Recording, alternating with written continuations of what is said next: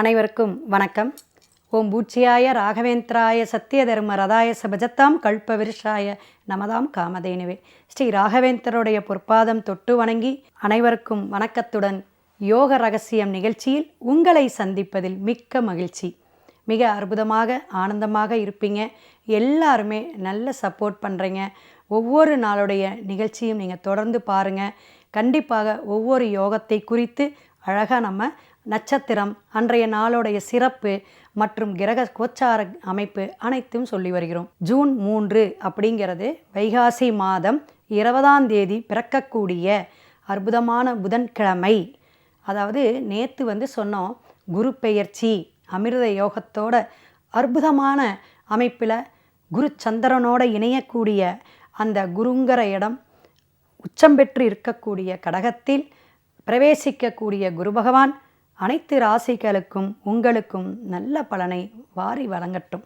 குரு பகவான் அப்படின்னா இப்போ பார்த்திங்கன்னா தமிழ்நாட்டில் 9 கோள்களுக்கும் ஒவ்வொரு இடமும் பிரசித்த பெற்ற ஆகம விதிப்படி 3 காலம் 5 கால பூஜையோடு நடைபெறக்கூடிய கிரகத்துடைய அமைப்பில் கிரக கோச்சாரத்தில் வந்தாலும் சரி, தோஷமாக இருந்தாலும் சரி, வழிபடக்கூடிய ஆதிகாலத்திலிருந்து சான்றோர்களும் ஆன்றோர்களும் பெரிய ஒரு தத்துவார்த்தமாக நமக்கு தமிழ்நாட்டில் கும்பகோணம் டிஸ்ட்ரிக்டில் ஒவ்வொரு ஊர்லேயும் ஒவ்வொரு நவகிரகத்துடைய கோயிலை வச்சுருக்காங்க.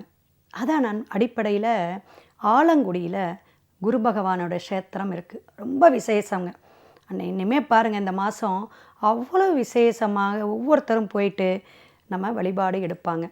ஏன்னா நமக்கு பிரச்சனைகள் இருந்தாலும் சரி, பிரச்சனை இல்லாட்டி சரி, நம்ம ராசிக்கு நல்லா இருக்கணும் அல்லது வரக்கூடிய விஷயங்கள் நல்லதாக அமையணும் அப்படின்னு குரு பகவானுக்கு நம்ம வழிபாடு எடுக்க எல்லா வளமும் கிடைக்கும்.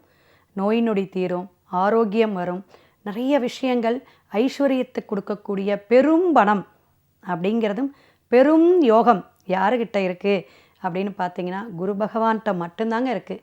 மஞ்சளுக்கு அதிபதி, தனத்திற்கு அதிபதி, 2ஆம் இடத்துக்கு அதிபதி. அப்படிங்கும்போது ஒவ்வொரு ராசிக்கும் சில பிரச்சனைகளை தீர்த்து வைக்கிறதுக்கும் சில விஷயங்களை உயர்வான விஷயத்தை கொடுக்கறதுக்கும் என்ன தேடிக்கிட்டு இருக்கீங்களோ, ஒரு வரன் தேடிட்டு இருக்கலாம், குழந்தை பாக்கியம் இல்லைன்னு பார்த்துட்ருக்கலாம், அல்லது நமக்கு வேலை உயர்வு ஒரு இம்ப்ரூவ்மெண்ட் கிடைக்குமா, அல்லது சைடில் பிஸ்னஸ் செய்யலாமா, அல்லது நம்மளுடைய பிஸ்னஸை அடுத்த பிரான்ச்சஸ் போட்டு நம்ம ஆரம்பிக்கலாமா, இப்படி பல சிந்தனையில் இருப்பீங்க. இந்த தொழில் வருமானம் இந்த விஷயத்தை கொடுக்கறதும் சுபத்துவமான கிரகம், காரகத்துவம் பெற்றவர் குரு பகவான். அவர் கொடுக்க எவர் தடுப்பார் அப்படிங்கிற மாதிரி இவர் கோடி புண்ணியம் கோடி நன்மையை இந்த குரு பகவான் பார்க்கக்கூடிய இடத்தில் தரக்கூடிய வல்லமை பெற்றவர் அப்படிங்கிறத நம்ம தெரிஞ்சுக்கணும். அப்போ இன்னையிலேருந்து நமக்கு எல்லா விஷயங்களும் ஆரோக்கியமாகவும் ஐஸ்வர்யமாகவும் இருக்கட்டும் என்று வாழ்த்தி வணங்கி நாளை சந்திப்போம்.